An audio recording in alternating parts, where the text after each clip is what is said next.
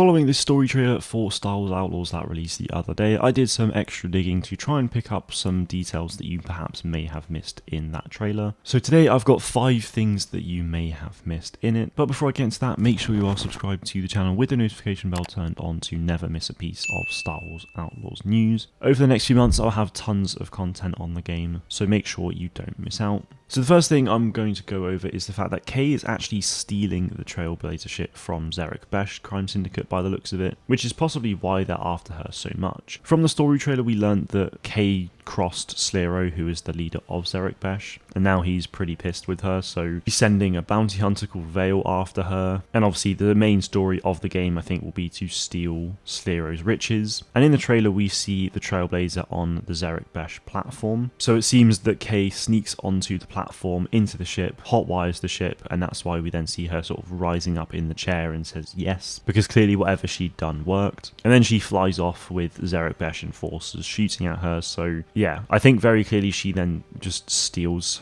the ship, which I definitely wasn't expecting to be the case. I kind of assumed she'd just have the ship anyway. But I think this could make a lot of sense, and I imagine that will happen probably quite early on in the story for the game. But we will just have to wait and see. The next one is a lot less obvious, but around 25 or so seconds into the trailer, when we get to Akiva, when the camera pans down onto the stormtroopers in the alleyway, we do actually see a separatist stab speeder just there in the alley, just leaning against the wall. Now this was definitely an interesting spot and something I definitely didn't pick up on at first. It looks like the speeder doesn't have its guns anymore as well though, so it seems a lot more like pedestrianized now. But the fact that there is a stab speeder on there, it looks like that could potentially indicate the fact that maybe separatist droids were on the planet at some point. Perhaps during the Clone Wars it was under separatist occupation, or maybe there are still some separatists on the planet that will be able to fight. We will just have to wait and see, but I'm definitely keen to find out more on that one. Now the next part is that throughout the trailer we actually clearly got some gameplay elements from it. Now with it being a story trailer I was kind of expecting it to mostly be cutscenes, which it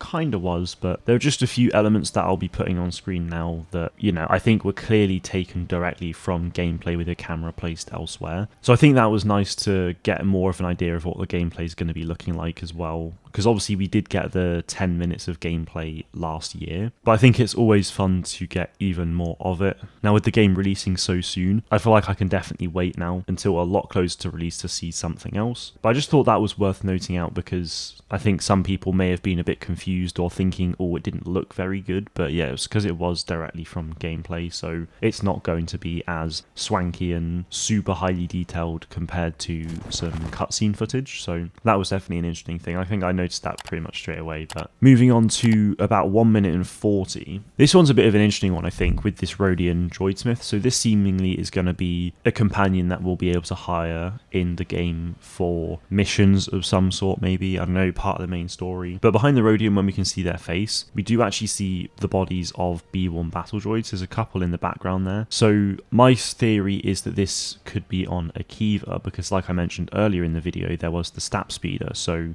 I feel like this could potentially indicate that either there are droids or there very much were droids. Maybe it's a decommissioned Lucrehulk or separatist dreadnought somewhere. It is really difficult to say at this moment in time, but I do think it's interesting to see that on 2 separate occasions there have been separatist things there, so definitely going to be interesting to see what that's all about. And then as a bit of a bonus one in this scene, you can also see Kay hiding in the corner behind this desk, likely because this protocol droid is going to shoot her before the Rodian swoops in and saves the day. I think this one was a bit more obvious and I imagine most people caught it, but given that Kay is hidden behind the desk, you can just kind of see her head poking out whilst not being the focal point of the shot. Some of you may have missed that, but she is very much there. And then as for number 5, around 2 minutes and 15 seconds into the trailer, we see Kay on her speeder bike traversing along some water, and we do then see the engine of an old derelict ship. Now I think that this engine could be from an old destroyed Imperial Star Destroyer, because as of the time of this game taking place, the Empire would have been around for over 20 years now. In terms of how long Star Destroyers would have been in commission, I'm not too sure, because Bad Batch Season 3 is currently in 18 BBY, and they still have the Venators and not the ISDs. And the reason I think it's a Star Destroyer engine is just because it's so spherical in nature. There's a lot of curve to the engine, whereas a lot of other things like Venators or Separatist Dreadnoughts, they're a lot more cylindrical, so that's why I think it's probably from a Star Destroyer. Now And like I said, the Empire would have been around for a long time, so this Star Destroyer could have been in a battle at some point. Maybe there was a fight between the old battle droids and the Empire, who knows? But it can definitely still make sense, because whatever happened, clearly their ship was destroyed, the engine crashed, and the overgrowth of vegetation, you know, if this was 10-15 years ago, could easily make sense for that. So I'm definitely keen to know more about that. If we do find out anything about it, we will just have to wait and see. But just in case I am wrong and it's not a Star Destroyer engine, in the next shot following that, you do actually see these droids wielding TL-50 blaster rifles, which was originally in the Dark Forces games, but then was introduced into the Battlefront games from DICE. So I think it's pretty cool that these droids are wielding them, but then you'll also notice that the droid in the back right is also not even finished completion yet. Like, the droid clearly is the skeleton of what it will be, because the other droids in the shot have like plating over the top of themselves, whereas that droid doesn't. So that's definitely an interesting thing. I don't know if that's meant to be a bit of a jokey thing, like the Stormtrooper whacking their head on the door, or the Stormtrooper in The Last Jedi walking backwards. I don't know if it's meant to be something like that, or if that's just because it just hasn't been finished yet and